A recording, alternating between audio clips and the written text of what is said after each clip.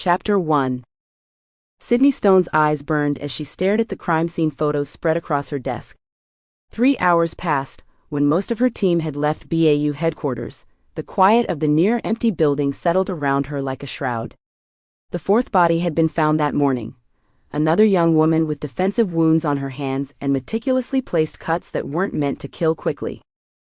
"He's escalating," she murmured to herself, rubbing her temples.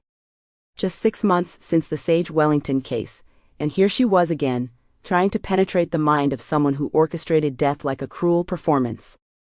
Her office door was ajar, and she could see the darkened bullpen beyond, where only emergency lights cut through the gloom. Her title, Special Agent in Charge, Behavioral Analysis Unit, was stenciled on the frosted glass. Some days that title felt like armor, other days, like tonight, it felt like a weight. She glanced at her watch. Almost midnight.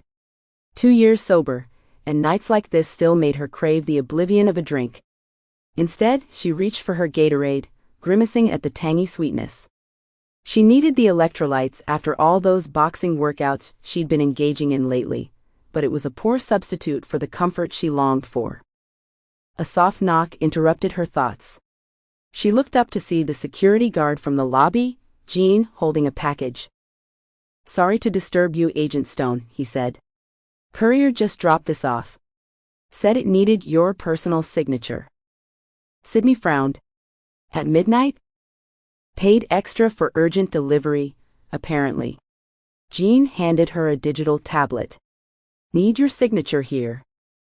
She scrawled her name and took the padded manila envelope. "Thanks, Gene." "No problem. You should get some rest, though. Been here since 7 this morning?" "6, she corrected with a tired smile.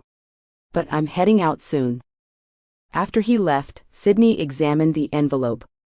No return address, just her name and the BAU office information printed on a label. Professional, not handwritten. She ran it through the desktop scanner, standard protocol for unexpected deliveries, before carefully opening it. Inside was a smaller envelope from Genome Connect, one of the major DNA testing companies.